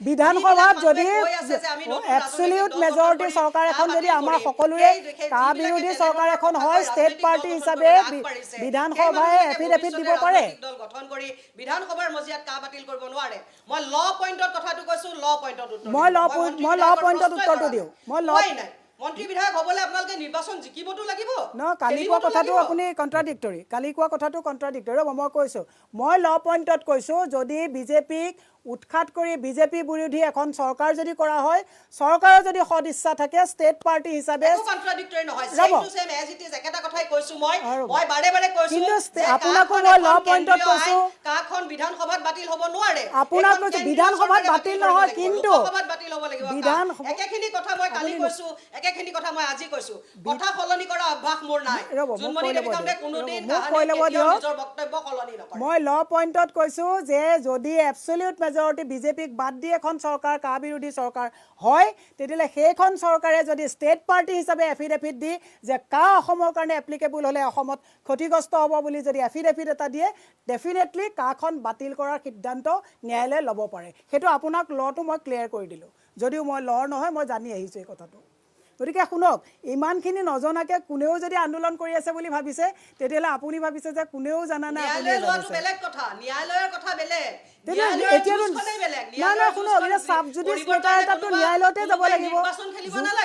ন্যায়ালয়ৰ যুঁজ কৰিবৰ কাৰণে এজন ব্যক্তিয়ে যথেষ্ট সৰ্বানন্দ সোণোৱালে যেতিয়া নিৰ্বাচনটো আপুনিও খেলিছিলে তেওঁ এজন নেতা আছিল ছাত্ৰ নেতা ন্যায়ালয়ৰ যুঁজ কৰিবৰ কাৰণে কোনো মন্ত্ৰী বিধায়কৰ দৰকাৰ নাই গোচৰ তৰিছোঁ উচ্চতম ন্যায়ালয়ত মই গোচৰ তৰিছোঁ গতিকে এই আপোনালোকৰ কোনে কোনে উচ্চতম ন্যায়ালয়ত গোচৰ তৰিছে সেইসকলক এতিয়া স্পষ্ট কৰক আপোনালোকে তৰিছে নে নাই মই নিজে জুজাৰ দা ফাইটাৰ্ছৰ নামত উচ্চতম ন্যায়ালয়ত গোচৰ তৰিছোঁ মইতো নিৰ্বাচন খেলা নাই মই গোচৰ তৰিছোঁ মই ন্যায়ালয়ৰ ওপৰত বিশ্বাস ৰাখিছোঁ আইনখন বাতিল হ'ব যেনেকৈ IMDT বাতিল হৈছিল গতিকে কাখন বাতিল কৰিবলৈ হ'লে নিৰ্বাচন খেলিব নালাগে নিৰ্বাচন খেলিছিলে কা বাতিল কৰিব পাৰিম বুলি নিৰ্বাচন নেখেলে আপুনি নিৰ্বাচন খেলিছিলে আপোনাৰ কথাবিলাক সেলফ কন্ট্ৰাডিক্টৰী হৈছে তেওঁলোকে নিজেই কৈছে গতিকে তেওঁলোকে স্বীকাৰ কৰাৰ কাৰণে মই ভাল পাইছোঁ অন্ততঃ সত্যটো স্বীকাৰ কৰক মেজৰিটি লৈ পেলাই বিধানসভালৈ যাব নালাগে প্ৰথম কথা ন্যায়ালয়ৰ যুঁজৰ কাৰণে যিকোনো এজন আম আদমীয়ে যিকোনো এজন সাধাৰণ নাগৰিকে ন্যায়ালয়ৰ দুৱাৰত খটাব পাৰে প্ৰচাৰ কৰিছে এখন ষ্টেট গভৰ্ণমেণ্টে আজিও যদি সৰ্বানন্দ সোণোৱাল ডাঙৰীয়াই যদি সদিচ্ছা থাকিলেহেঁতেন ষ্টেট গভৰ্ণমেণ্টে যদি এফিডেভিট এটা দিলেহেঁতেন যে কাখন ইয়াত হ'লে আমাৰ অসুবিধা হ'ব তেতিয়াহ'লে ন্যায়ালয়ে সেইটো বিবেচনা কৰিব পাৰে আৰু ষ্টেট পাৰ্টি হিচাপে যদিও এইটো চেণ্ট্ৰেল মেটাৰ কিন্তু ষ্টেট গভৰ্ণমেণ্ট ইটছেল্ফ ইজ তাত এটা পাৰ্টি হিচাপে এফিডেভিট দি পেলাই এখন এইটো মানে আইনটো বাতিল কৰাৰ কাৰণে সহায় কৰিব পাৰে এইটো কথা আপোনাক মই ক্লিয়াৰ কৰি দিলোঁ ন্যায়ালয়ৰ কথা বেলেগে ইয়াতে ন্যায়ালয়ৰ কথা আমিতো ন্যায়ালয়ৰ কথাই কৈ আছোঁ এতিয়া সাব জুডিচ মেটাৰ এটা ডিছকাশ্যন কেনেকৈ ক'ব আপুনি ন্যায়ালয়ৰ সাব জুডিচ মেটাৰ এটা ডিছকাশ্যন কেনেকৈ কৰিব বহুত কেইবাশ গোচৰ ন্যায়ালয়ত এতিয়া উচ্চতম ন্যায়ালয়ত কাৰ বিৰুদ্ধে কেইবাশ গোচৰ আপোনালোকে ডিছকাছ কৰিয়ে আপোনাৰ কালি কোৱা আজি কোৱা কথাটোৰ মাজত ঠিক আছে জোনমণি খান মই উচ্চতম ন্যায়ালয়ত বহুত গোচৰ কাৰ বিৰুদ্ধে জোনমণি খান মই আপোনাক এতিয়া পোনপটীয়াভাৱে সুধিব বিচাৰিছোঁ সৰ্বানন্দ সোণোৱালক মই প্ৰশংসা কৰিবলৈ যোৱা নাই তেখেতে স্থিতি লোৱা নাই কাৰণে মই কা বিৰোধী মানুহ মই আজিও কা বিৰোধী মই আগতেও কা বিৰোধী আছিলোঁ মই জীৱনভৰ কা বিৰোধিতা কৰিম মই আপোনাক পোনপটীয়াভাৱে কথা এটা সুধিব বিচাৰিছোঁ পোনপটীয়াভাৱে কথা এটা সুধিব বিচাৰিছোঁ যে কাৰ বিৰোধ আপুনি কৰিছিলে আজিও কৰি আছে এইটো কথা আপুনি স্পষ্টভাৱে ক'লে কিন্তু কাৰ প্ৰেক্ষাপটত যি ৰাজনৈতিক দল গঠন হ'ল এই দলৰ প্ৰাসংগিকতা আছে জানো বা এই দলে কিবা কাম কৰিব পাৰিব বুলি ভাবে জানো আপুনি ৰাইজৰ যিটো আশা ৰাইজে যিটো আশা কৰিছে বা ৰাইজক যিটো আশা দিয়া হৈছে নতুন দলটোৰ ফালৰ পৰা কাৰ ক্ষেত্ৰত গতিকে এই দলটোৰ কিবা প্ৰাসংগিকতা থকা বুলি ভাবে নেকি আজি তাৰিখত আপুনি কৈছে যে নিশ্চয় পাৰিব কাৰ বিৰোধিতাৰে যদি কোনোবা ৰাজনৈতিক দল হয় সেই ৰাজনৈতিক দলে নিশ্চয় কাৰ বিৰোধ কৰিব পাৰিব কিন্তু বাতিল কৰিব নোৱাৰে হয় কৈ যাওক শুনক কথাটো হৈছে তেওঁলোকে কেন্দ্ৰত বিজেপিক উৎখাত কৰিব লাগিব লোকসভা ৰাজ্যসভাত তেওঁলোকৰ মেজৰিটি হ'ব লাগিব বিধানসভাত মেজৰিটি হ'ব লাগিব কথাটো এইখিনিতে স্পষ্ট কৰিব কৈছোঁ নাই সিমানখিনি কথা নজনাকেতো কোনেও ৰাজনীতি কৰা নাই সিমানখিনিতো মিনিমাম জ্ঞান সকলোৰে আছে বুলি মই বিবেচনা কৰোঁ তেখেতৰ যেনেকৈ আছে সকলোৰে আছে আৰু আইনটো জানিবৰ কাৰণে ল পাছ কৰিব নালাগে বিভিন্ন মানুহে আইনৰ কথা অধ্যয়ন কৰে জানি পেলাই ৰাজনীতি কৰিছে ভাল কথা হয় সেইটো জানে সিমানখিনি অধ্যয়ন কৰিব দুটা তিনিটা কথা আমি কোৱা নাই আপোনাৰ কালি কথাৰ মাজত আজি কথাৰ সামঞ্জস্যটো দেখা নাই এতিয়া কথাটো হৈছে যে যোৱাকালি জোনমণি খাউণ্ডে যিখিনি কথা কৈছে সেই কথাখিনি সকলোৱে স্থিতি সলনি কৰিছে প্ৰথমতে কৈছিল বেলেগ এটা এতিয়া সকলোৱে কৈ আছে না আমি সেম স্থিতিত আছোঁ কিন্তু দেই আপুনি ব্লেম নকৰিব আমি সেম স্থিতিত আছোঁ স্থিতি কেতিয়া সলনি হ'ব ৰাজনৈতিকভাৱে পৰৱৰ্তী সময়ত সেইবিলাক চব ৰাইজে দৃষ্টিগোচৰ কৰিব। যোৱাকালি যিকেইটা কথা কৈছে নিশ্চিতভাৱে সেই কথাকেইটা আমি অসমীয়াত কওঁ যে পানী নহৰকা বুলি, একদম পানী নহৰকা কথা। কিন্তু এই কথাকেইটাই কিছুমানক বৰ বেয়াকৈ ডাকিছে। আপুনি জোনমণি খাউণ্ডৰ কথাটোত আপুনি নহয় বাইদেউ মোক ক'ব দিয়ক, জোনমণি খাউণ্ডৰ লগত আপুনি পোনে পোনে মত বিনিময় কৰিছে, গতিকে নহয় ভুল কথা ৰাইজে বিবেচনা কৰিব। যদি মই কিবা ভুল কথা কৈছোঁ, ৰাইজৰ জ্ঞান আছে, ৰাইজে বিবেচনা কৰিব। আপুনি জাজ নহ'ব। আপুনিও মই যেনেকৈ কথা ক'ব আহিছোঁ আপুনিও তেনেকৈ কৈছে। আপুনি আকৌ আমাক আগত বহি বহি আকৌ মোৰ মতটোৱে কৈছোঁ, গতিকে মোৰ মতটোহে কৈছোঁ যে আপোনালোকে যি উদ্দেশ্যত আন্দোলন কৰিছে সেই উদ্দেশ্যটো ৰাইজে দেখিছে, ৰাইজে বিবেচনা কৰিব। মই কোৱা কথা যদি কিবা ভুল আছে ৰাইজে বিবেচনা কৰিব। মই তথাপিও এইখন গণতান্ত্ৰিক দেশ, মই ভাবোঁ যে আপোনালোকে গণতন্ত্ৰক সন্মান জনায়, গতিকে গণতান্ত্ৰিকভাৱে মোৰ যিটো মনৰ চিন্তা সেইটোতো মই ব্যক্ত কৰিব পাৰোঁ, তাকতো মোক কোনো বাধা দিব নোৱাৰে। গতিকে মই কথাটো কৈছোঁ যে যোৱাকালি জোনমণি খাউণ্ডে যিকেইটা কথা কৈছে সেই কথাকেইটা একেবাৰে পানী নহৰকা কথা। জোনমণি খাউণ্ডক ব্যক্তিগতভাৱে মই সমৰ্থন জনাওঁ নজনাওঁ বেলেগ কথা, কিন্তু তেওঁ যোৱাকালি যিকেইটা কথা কৈছে সেই কথাকেইটাত যুক্তিযুক্ততা আছে। আৰু এই কথাবিলাক আমি আগতেও কৈছোঁ যে ৰাস্তাত আন্দোলন কৰি ৰাজ্যসভা আৰু লোকসভাত গৃহীত হোৱা এখন কেন্দ্ৰীয় আইন কোনো কাৰণতে নাকচ কৰিব পৰাটো সম্ভৱ নহয়। আজি কোনোবা এজন UDF কংগ্ৰেছৰ বুকুচাত উঠি অতি জাতীয়তাবাদী মানুহ ৰাজ্যসভালৈ গ'লেও তেওঁ কিন্তু সেইখন আইন বাতিল কৰিব নোৱাৰে। কথা কৈছে আপুনি নিশ্চিতভাৱে বাতিল কৰিব নোৱাৰে। পাহৰি গৈছে নিজৰ কথাবিলাক। শুনক, হাইদৰ হুছেইনৰ কথাটো মই নিজে আছিলোঁ তেতিয়া দেখিছোঁ। আপুনিও জানে হাইদৰ হুছেইনে আমাৰ সমৰ্থন বিচাৰি গৈছিলে, আমি সমৰ্থন দিয়াৰ কথা কৈছিলোঁ ব্যক্তি হিচাপে। আৰু শুনক আজি অজিত ভূঞা ডাঙৰীয়াক আমি শ্ৰদ্ধা জনাওঁ। অজিত ভূঞা ডাঙৰীয়া আজিৰ নহয়, অজিত ভূঞা ডাঙৰীয়াই আমি যিমান দিনৰ পৰা জানিছোঁ তেওঁ জাতীয়তাবাদী স্থিতিত তেওঁ থিয় হৈ আছে, তেওঁ কংগ্ৰেছ বিৰোধী স্থিতি লৈ আছে, তেওঁ UDFৰ যিটো হিডেন এজেণ্ডা তাৰ বিৰুদ্ধে জাতীয়তাবাদী স্থিতি লৈ আছে। কিন্তু আজি শেষ মুহূৰ্তত আজি অজিত ভূঞা ডাঙৰীয়াই যে জাতীয়তাবাদী শিবিৰৰ আমি তেওঁক যেনেধৰণে ভাবিছোঁ, তেওঁৰ চিন্তা আমি যেনেধৰণে ভাবিছোঁ, সুমেৰু কুমেৰুত অৱস্থান কৰা চিন্তাৰ দল, ৰাজনৈতিক দল UDF আৰু কংগ্ৰেছ সমৰ্থনত তেওঁ ৰাজ্যসভালৈ গৈছে। আমাৰ আপত্তি নাই, তেওঁ গৈছে। আৰু জাতীয়তাবাদী চিন্তাৰ সকলোখিনি নাশ কৰি পেলাইছে বুলিও মই নকওঁ অজিত ভূঞাই। সেইটো অজিত ভূঞাৰ নিজৰ ব্যক্তিগত কথা। তেওঁ লক্ষ্য আছে যে তেওঁ গৈ পেলাই কা বাতিল কৰিব, কিন্তু কাটো তেনেকৈ বাতিল কৰিব নোৱাৰে। সেই কথাটো হৈছে যে প্ৰথম কথা কা বাতিল কৰিবলৈ হ'লে আজিৰ দিনত ন্যায়ালয়ৰ বাদে ন্যায়ালয়ে যিটো ন্যায় দিব সেইমতেহে মই ভাবোঁ হ'ব। এই মুহূৰ্তত এটা ডাঙৰ খবৰ মই দিব ওলাইছোঁ যে জোনমণি খাউণ্ডে কালি যি বক্তব্য প্ৰদান কৰিছিলে আপুনি শুনিছে, আমি সকলোৱে শুনিছোঁ, অসমৰ ৰাইজে কালি শুনিছে, আমাৰ জৰিয়তে শুনিছে তেখেতৰ মন্তব্য। আৰু এই মুহূৰ্তত জোনমণি খাউণ্ডৰ ঘৰত উপস্থিত হৈছে আপোনালোকৰ নেতা, আপোনালোকৰ দলৰ সভাপতি ৰঞ্জিত দাস। আপুনি কি প্ৰতিক্ৰিয়া ব্যক্ত কৰিব? নাই, মই চাওক মানে জোনমণি খাউণ্ডৰ ঘৰত ৰঞ্জিত দাস ডাঙৰীয়া যাব পাৰে, একো ডাঙৰ কথা নহয়। গতিকে গৈছে, মই এইটো শুভেচ্ছা জনাইছোঁ। যদি কিবা ৰাজনৈতিক সমীকৰণ মিলে তেওঁলোকৰ প্ৰতি মোৰ অভিনন্দন আছে, কাৰণ জোনমণি খাউণ্ডৰ লগত আমি একেলগে কা আন্দোলন কৰিছোঁ। গতিকে মোৰ তেওঁৰ প্ৰতি কোনো বিদ্বেষ নাই। ৰঞ্জিত দাসে প্ৰতিক্ৰিয়া ব্যক্ত কৰিছিলে কালি জোনমণি খাউণ্ডৰ যি মন্তব্য, সেই মন্তব্যক লৈ প্ৰতিক্ৰিয়া ব্যক্ত কৰিছিলে। তেখেতে ডেফিনেটলি তাত পলিটিকেল কিবা কথা থাকিব পাৰে, নহ'লে আমাৰ ঘৰতো বহুত মানুহ যায়, এইটোতো নিউজ নহয়। গতিকে আপোনালোকৰ যেতিয়া নিউজ হৈছে, এইটো যেতিয়া প্ৰচাৰ হৈছে, গতিকে ডেফিনেটলি তাত কিবা পলিটিকেল ফ্লেভাৰ থাকিব পাৰে। গতিকে মোৰ অভিনন্দন আৰু শুভেচ্ছা আছে। আৰু মোৰ স্ক্ৰীনত দেখিছে যে বিজন মহাজনৰ পৰা আদি কৰি ৰঞ্জিত দাস গৈছে আৰু বহু নেতা। গতিকে মোৰ ৰাজনৈতিক তেখেতৰ উত্তৰণৰ কাৰণে মোৰ শুভেচ্ছা আছে। গতিকে নেতা যাব পাৰে, কিন্তু আমাৰো বহুত মানুহ যায়, কিন্তু নিউজ নহয়। কিন্তু তাত উপস্থিত থকা প্ৰতিজনেই কিন্তু একোজন ৰাজনৈতিক ব্যক্তি আৰু বিজেপি।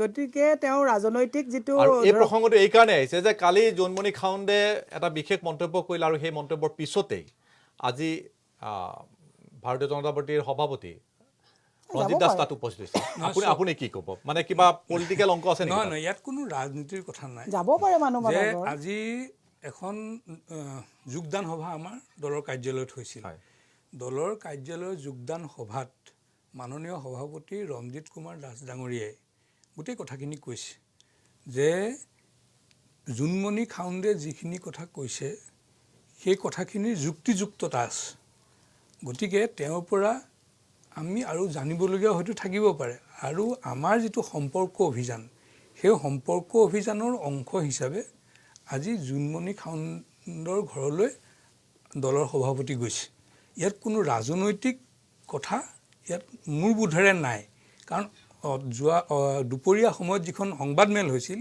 সেই সংবাদমেলখনত সকলো সাংবাদিকৰ উপস্থিতিত দলৰ সভাপতি ৰঞ্জিত কুমাৰ দাস ডাঙৰীয়াই কথাটো স্পষ্টকৈ কৈছিল কোনো লোকঢাক কৰি কথা কোৱা নাই স্পষ্টকৈ কথাটো কৈছে আৰু মই ভাবোঁ তেওঁ সাংবাদমেলত যিখিনি কথা কৈছে সংবাদমেলত সেই কথাখিনিয়ে সত্য ইয়াত কিন্তু সকলোতে আমি ৰাজনীতি বিচাৰিলে উচিত নহয় কিন্তু এটা কথা ঠিক যে নিশ্চিতভাৱে আজি দলৰ আমাৰ নেতৃত্ব জোনমণি খাউণ্ডৰ ওচৰলৈ গৈছে আৰু জোনমণি খাউণ্ড ডাঙৰীয়ানী তেখেত কা বিৰোধী স্থিতিত আছিল কাখন তেওঁ মানি লোৱা নাই আৰু এতিয়া কিছু মুহূৰ্তৰ সভাপতি গৈ উপস্থিত হোৱাৰ আগতেও তেওঁ কা বিৰোধী স্থিতিত আছো বুলি আমাক জনাইছে সভাপতি যোৱাৰ পিছত স্থিতি সলনি হ'ব পাৰে নেকি মইতো তেনেকৈ নাভাবোঁ আপুনি কি আশা কৰে বাইদেউ চাওক মই এটা কথা কৈছোঁ ৰঞ্জিত দাস ৰাজনীতিত আপুনিও জড়িত হৈ আছে জোনমণি খাউণ্ডক ওচৰৰ পৰা পাইছে জোনমণি খাউণ্ডক নিৰ্বাচন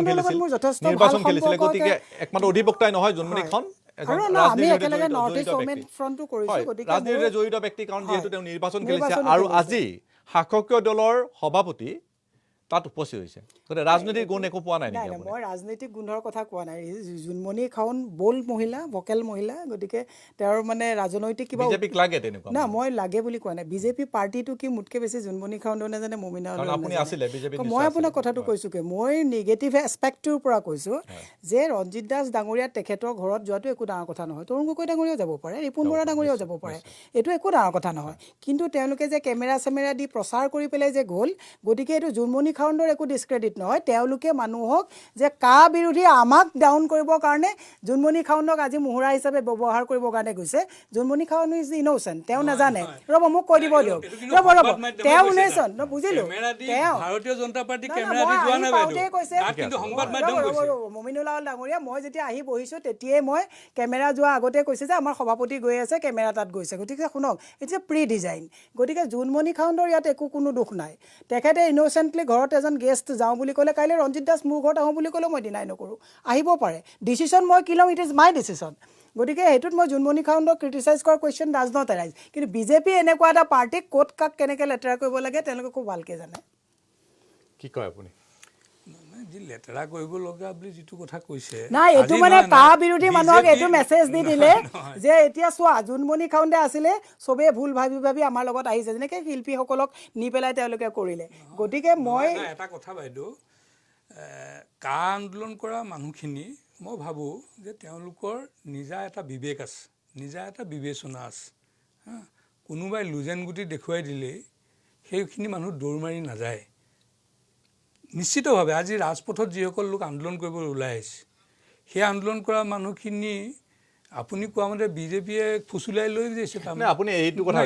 বহু শিল্পী এতিয়া ঘূৰি আহিলে মই বাইদেউ মই এখেতক এটা কথা সুধিব বিচাৰিছোঁ যে বহু শিল্পী ঘূৰি আহিলে আপুনি যিটো কৈছে যে তেওঁলোকৰ বিবেক আছে বিবেকে তেওঁলোকক ক'লে যিহেতু বহু শিল্পীয়ে কৈছে যে আমি এতিয়া গম পালোঁ যে এইটো এটা আভুৱা আছিলে মিছা কথা আছিলে এই জোনমণি খাউণ্ডৰো সেই তেনেকুৱা এটা স্থিতি এটা হৈছে নেকি সেইটোতো তেওঁ নিজে জানিব কাৰণ জোনমণি খাউণ্ডে কালি যিকেইটা কথা কৈছে হয় সেই কথাকেইটা ভাৰতীয় জনতা পাৰ্টীয়ে আমি ইমান দিন তৰ্ক বিতৰ্ক কৰি যিবিলাক কথা কৈ আছিলোঁ টক শ্ব'বিলাকত কালি জোনমণি খাউণ্ডে কৈছে আমাৰ কথাখিনিকে তেওঁ কৈছে গতিকে এতিয়া আমাৰ কথাখিনি তেওঁ কৈছে জোনমণি খাউণ্ডে আমি কোৱা কথাখিনিকে ৰিপিট কৰিছে যোৱাকালি গতিকে তেওঁ বুজি পাইছে আৰু তেওঁ বুজি পাইছে কথা আন্দোলন কৰিব সময়ত ইমান হাইলি এডুকেটেড মহিলা এগৰাকীয়ে বুজি নোপোৱাকৈ আন্দোলন কৰাটো সেইটো দুৰ্ভাগ্যজনক কথা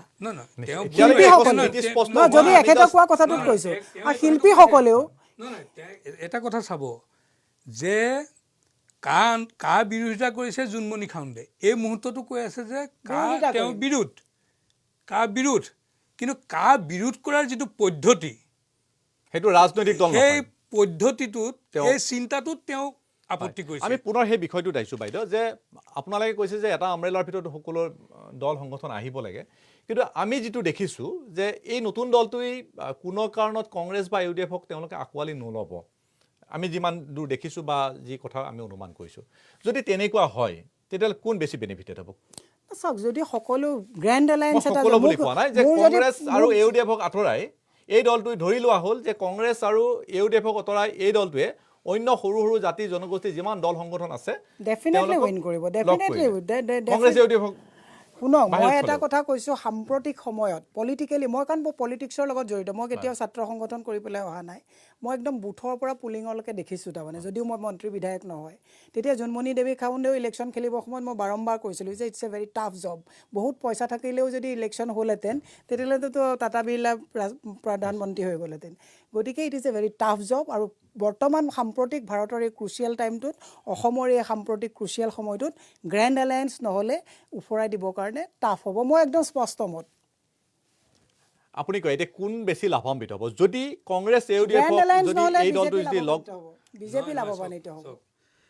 ভাৰতীয় জনতা পাৰ্টীৰ আমি নিজা স্থিতিৰে নিৰ্বাচন খেলি আছোঁ। আমাৰ যিটো মিত্ৰজোঁট আছে, আমাৰ মিত্ৰতাটো হৈছে 40 লাখ সদস্যৰ কথা কৈ থাকে, 42 লাখ সদস্যৰ কথা কৈ থাকে। আমাৰ মিত্ৰতাটো হৈছে অসমৰ বিভিন্ন খিলঞ্জীয়া জাতি জনগোষ্ঠী, আহোম, চুতীয়া, কোঁচ, কছাৰী, ৰাভা, মিচিং, তিৱা, গাৰো, যত যিমান আমাৰ জনগোষ্ঠী আছে, এই জনগোষ্ঠীখিনিৰ যিখিনি আশা আকাংক্ষা, যিখিনি চিন্তা চৰ্চা, এইখিনিক লৈ ভাৰতীয় জনতা পাৰ্টী আৰু এই মানুহখিনিৰ লগত আমাৰ মিত্ৰতাটো হৈছে।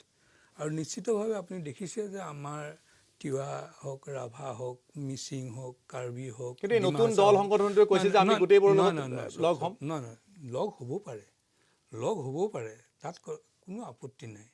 কিন্তু কথাটো হৈছে যে জনসাধাৰণৰ বিশ্বাস আৰু আস্থাটো কাৰ ওপৰত ৰাখিব। আজি মই ইমান তন্নকৈ মানে দেখুৱাব নিবিচাৰোঁ, কিন্তু এটা কথা চাব, ভাৰতীয় জনতা পাৰ্টীয়ে 2019 লোকসভা নিৰ্বাচনত আগৰবাৰ পোৱা ভোটতকৈ 22 লাখ ভোট বেছি পাইছে। কিন্তু তাৰ আগতে আন্দোলন হৈছে। AGP-য়ে আমাৰ মিত্ৰ দল, AGP-য়ে আমাক এৰি থৈ গুচি গৈছে। এটা মিত্ৰ দল, দুজন মন্ত্ৰী থকা পিছত এৰি গৈছে, অতুল বৰা, ফণী বৰ্ষণ আৰু কেশৱ মহন্ত এৰি গৈছে, তেওঁলোকে এতিয়া AGP হৈ আছে নেকি? 3টা মানুহে এৰি থৈ গৈছে। আৰু এটা তাৎপৰ্যপূৰ্ণ কথা যে কালি খিলঞ্জীয়া মুছলমানৰ একাংশই কৈছে যে যিটো নতুন দল হ'বলৈ গৈ আছে, আজি যিটো গঠন হ'ল, সেই দলটোক তেখেতসকলে সমৰ্থন কৰিব। কৈছে যে আমাৰ খিলঞ্জীয়া মুছলমানৰ সমৰ্থন থাকিব নতুন দলটোৰ প্ৰতি। নহয়, চব খিলঞ্জীয়া মুছলমান আজি অসমৰ বিভিন্ন জেগাত সিঁচৰিত হৈ আছে। আজি বিশেষকৈ নামনি অসমত যিটো খিলঞ্জীয়া মুছলমানৰ দেশী জনগোষ্ঠী বুলি যিটো জনগোষ্ঠী আছে, সেই জনগোষ্ঠীটোৱে মানকাছাৰে হওক, ধুবুৰী হওক, গৌৰীপুৰ হওক, আজি বিলাচীপাৰা পূব হওক, এনেকুৱা কিছুমান সমষ্টি আছে যিবিলাক সমষ্টিত তেওঁলোকে নিৰ্ণায়ক ভূমিকা গ্ৰহণ কৰে। আৰু মই এই কথাটোও নদি ক'ব পাৰোঁ যে আজিৰ দিনত অসমৰ এই গৰীয়ামৰীয়া দেশী চাহ জনগোষ্ঠী জলহা যিসকল খিলঞ্জীয়া মুছলমান আছে, এই খিলঞ্জীয়া মুছলমানখিনি কিন্তু ৰাজনৈতিকভাৱে তেওঁলোক একত্ৰিত নহয়। কোনোবা এটা অংশ ভাৰতীয় জনতা পাৰ্টীৰ লগত আছে, কোনোবা AGP-ৰ লগত আছে। মই স্পষ্টভাৱে সুধিছোঁ, এই খিলঞ্জীয়া মুছলমানখিনি এতিয়া কাক সমৰ্থন দিব? বিজেপি নে নতুন দলক সমৰ্থন দিব? এটা কথা চাব যে ভাৰতীয় জনতা পাৰ্টীত নিশ্চিতভাৱে এই খিলঞ্জীয়া মুছলমানসকলে সমৰ্থন দি আছে। আজি ভৱেশ কলিতাই হওক, আজি সত্যব্ৰত কলিতাই হওক, আজি দি আছিলে, এতিয়া নতুন দলটোত কৈছে যে কালি এখন সংবাদমেল। মই এই কথাটোৱে ক'ব খুজিছোঁ যে সংবাদমেল কোনে কৰিছে মই নাজানো, কিন্তু মই যিহেতু গোটেই 23টা সংগঠন আছে খিলঞ্জীয়া মুছলমানৰ, আটাইকেইটা সংগঠনৰ লগত মই জড়িত হৈ আছোঁ।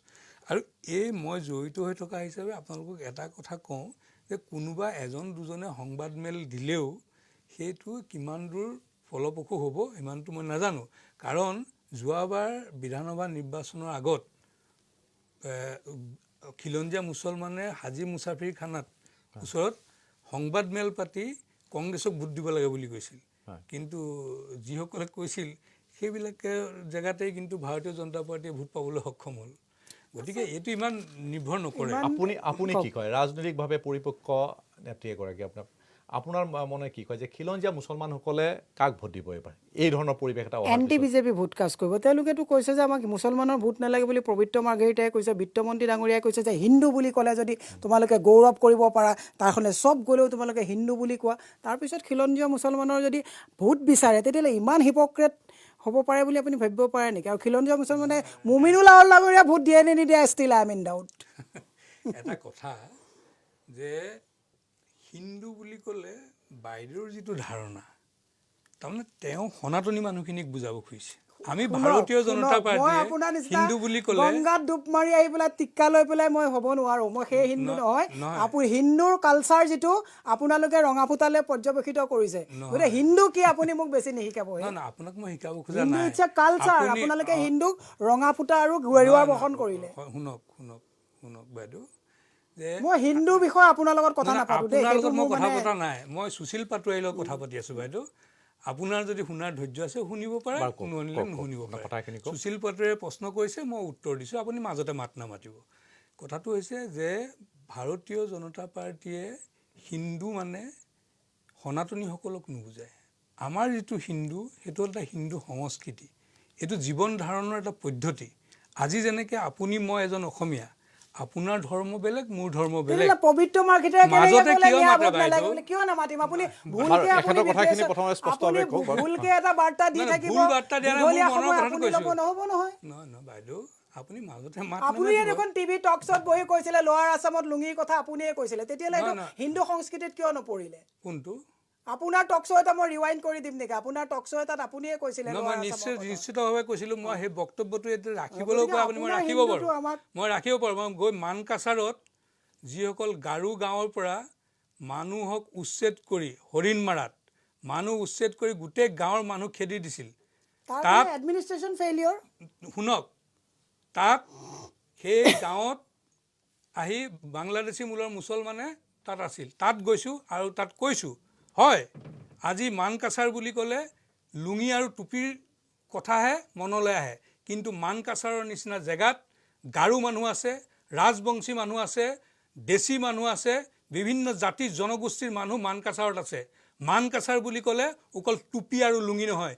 সেই কথা কৈছিলোঁ তেতিয়া আজিও কৈছোঁ গতিকে আপুনি মোৰ সেই কথাটোক উলুটাকে বুজাবলৈ চেষ্টা নকৰিব আপুনি বহুত কথা মোৰ উলটাকে আপুনি বুজাইছে সেইকাৰণে মই আপোনাক মনত পেলাই দিলোঁ মনত পেলাই দিব নালাগে সেই বক্তব্য মোৰ মনত আছে আলোচনা আমাৰ বহুত দীঘল হৈ গ'ল আপোনালোকৰো অন্য অনুষ্ঠান আছে মই সেইটো কাৰণে সামৰণি মাৰিব বিচাৰিছোঁ মই শেষত অতি চুটিকৈ আপোনাক সুধিব বিচাৰোঁ যে এই নতুন যিটো ৰাজনৈতিক দল হ'ল বিজেপিক লাভান্বিত কৰিব নে লোকচান কৰিব স্পষ্টভাৱে বিজেপিক লাভ লোকচান এই ৰাজনৈতিক দলটোৰ শক্তিটো আমি চাব লাগিব যিটো ষ্টাইলত গৈছে এইটো কিমান শক্তিবান ৰাজনৈতিক দল হ'ব সেইটো মোৰ সন্দেহ আছে মই এইটো কথা কৈ থলোঁ যে এই ৰাজনৈতিক দলটো কি হয় কি নহয় বেলেগ কথা কিন্তু সদৌ অসম ছাত্ৰ সন্থাৰ শেষত এটা বাক্য কয় এই সদৌ অসম ছাত্ৰ সন্থাৰ মোৰ বোধেৰে সদৌ অসম ছাত্ৰ সন্থাৰ 4-5জন নেতাই সৰ্বভাৰতীয় ৰাজনৈতিক দলৰ সি কংগ্ৰেছো হ'ব পাৰে সি বিজেপিও হ'ব পাৰে সৰ্বভাৰতীয় ৰাজনৈতিক দলৰ চিম্বলত কিন্তু ইলেকশ্যন খেলিব সেইটোৱে সত্য হ'ব মই বাইদেউৰ ওচৰলৈ যোৱাৰ আগতে মই এটা বিশেষ মন্তব্য শুনোৱাব বিচাৰিছোঁ ডক্টৰ হিমন্ত বিশ্ব শৰ্মাই আজি প্ৰতিক্ৰিয়া ব্যক্ত কৰিছে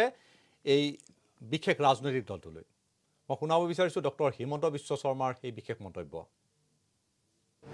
মেইন ঘটনা এইটো আমি চাব লাগে যে দল হওক চব হওক কিন্তু কোনেও যাতে মানুহক চান্দা খুজি হাৰাশাস্তি নকৰে মোৰ এইটোৱে অনুৰোধ যে দল হওক ফল ফুল বাঢ়ক ধুনীয়া হওক চব কিন্তু দলৰ ভয়ত যাতে দোকানীয়ে দোকান বন্ধ কৰিব নালাগে যে চান্দা খুজিব আহিছে দোকান বন্ধ কৰি দিওঁ তেনেকুৱা পৰিৱেশ নোহোৱালৈকে যিমান দল আহে ৰাজনীতি বেয়া বুলি কয় ৰাজনীতিত নতুন মানুহ আহিলেতো আমি ভালেই পাওঁ মানুহে কয় যে পলিটিক্সটো বেয়া politics is the last means of scoundrel এনেকুৱা বহুত শব্দ আছে গতিকে ৰাজনীতিত নতুন ৰাজনৈতিক দল হওক নতুন মানুহ আহক পঢ়া শুনা কৰা ল'ৰা আহক গতিকে ৰাজনীতিত যিমান নতুন মানুহ আহিব মই সকলোকে আদৰণি জনাওঁ খালি মোৰ এটাই অনুৰোধ যাতে এইটোৰ নাম লৈ যাতে চান্দাটোত যাতে আমি কম গুৰুত্ব দিওঁ ইলেকশ্যনৰ বতৰ হ'লে নতুন দল নতুন প্ৰাৰ্থী নতুন সমাজসেৱক এইবিলাক আমি দেখা পাওঁ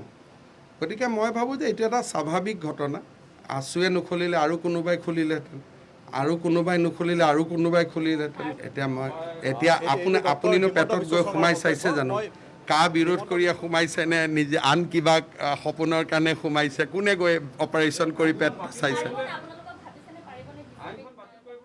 এয়া ডক্টৰ হিমন্ত বিশ্ব শৰ্মাৰ মন্তব্য নতুন ৰাজনৈতিক দলক লৈ। তেখেতে প্ৰত্যক্ষভাৱে কোৱা নাই যদিও এই কথাই বুজাব বিচাৰিছে নতুন ৰাজনৈতিক দলটো যাতে চান্দা খোজা যি সংস্কৃতি সেইটো যাতে নানে। এইটো তেখেতৰ ব্যক্তিগত কথা, তেওঁলোকৰ ক্ষমতা আছে, তেওঁলোকে যিকোনো কথা ক'ব পাৰে। কিন্তু মই জন্ম হোৱা দিনাখনেই ইমানখিনি মানে মই মানে নিগেটিভ মানুহ নহয় যে জন্মদিনাখনেই মানে ল'ৰা এটা জন্ম পাওঁতেই মানে সি কি হ'ব কি নহ'ব কৈ দিয়া কথাটো নহয়।